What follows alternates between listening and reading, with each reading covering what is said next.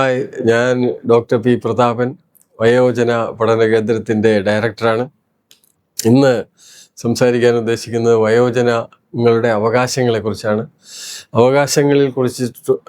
അവകാശങ്ങളിലുള്ള ഒരു പ്രധാനപ്പെട്ട ഒരു അവകാശമാണ് വിവേചനങ്ങൾക്കെതിരെയുള്ള അവകാശം. മുതിർന്ന പൗരന്മാർ വിവിധ തരത്തിലുള്ള വിവേചനങ്ങൾക്ക് ഇരയാകുന്നുണ്ട്. പ്രധാനമായിട്ടും അവർക്ക് ഉള്ള ജോലി സ്ഥലത്ത് വിവേചനങ്ങൾ, അവർക്ക് ലഭ്യമാകുന്ന ആരോഗ്യപരമായോ ഭക്ഷണപരമായിട്ടോ ഒക്കെ ഉള്ള സേവനങ്ങളിൽ വിവേചനം ഉണ്ടാകുന്നുണ്ട്. പുതിയ ജോലിക്കോ പുതിയ സ്ഥലങ്ങളിലോ ഒക്കെയുള്ള അവസരങ്ങൾ നിഷേധിക്കുന്നതും പ്രായം ഒരു വിഷയമാകുന്നുണ്ട്. ചുരുക്കത്തിൽ പറഞ്ഞാൽ, ഈ ഒരു മനുഷ്യന് ലഭ്യമാകേണ്ട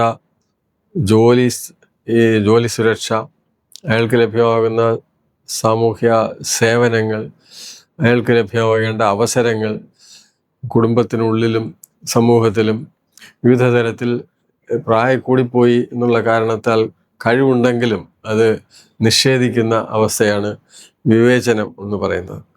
ഇന്ത്യയുടെ ഭരണഘടനയിൽ ഈ ആർട്ടിക്കിൾ 15 വിവേചനങ്ങൾ പാടില്ല എന്ന് പറയുന്നുണ്ട്. പക്ഷെ ആ ജാതി, മതം, ലിംഗം തുടങ്ങിയ തരത്തിലുള്ള വിവേചനങ്ങളിൽ പ്രായം ഉൾപ്പെടുന്നില്ല. എങ്കിലും പ്രായപരമായി നൽകുന്ന ഒരു വിവേചനം തന്നെയാണ്. ഉദാഹരണത്തിന്, ജോലി ചെയ്യാനുള്ള കഴിവും സന്നദ്ധതയും ആരോഗ്യവും ഉണ്ടെങ്കിലും പലയിടത്തും പല സ്ഥലത്തും ഈ ജോലി നിഷേധിക്കുന്നുണ്ട്. സേവനങ്ങൾ, പലതരത്തിലുള്ള ആരോഗ്യ സേവനങ്ങൾ,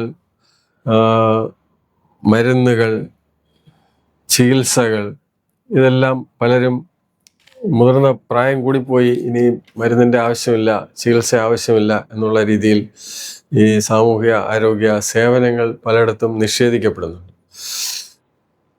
ഏതെങ്കിലും ഒരു സാമൂഹ്യ സന്നദ്ധ സംഘടനയിലോ പഞ്ചായത്ത് പദ്ധതികളിലോ ഒക്കെ പ്രവർത്തിക്കാനുള്ള ആരോഗ്യവും സന്നദ്ധതയും ഉണ്ടെങ്കിലും ചില ആൾക്കാർക്ക് ചില സ്ഥലങ്ങളിൽ പ്രായം കൂടിപ്പോയി എന്നുള്ള കാരണത്താൽ അത് നിഷേധിക്കുന്നുണ്ട്. അപ്പം ഇങ്ങനെയുള്ള തരത്തിലുള്ള വിവേചനങ്ങൾ മുതിർന്ന പൗരന് ലഭ്യമാകേണ്ട അവകാശങ്ങളുടെ ലഭ്യമാണ്.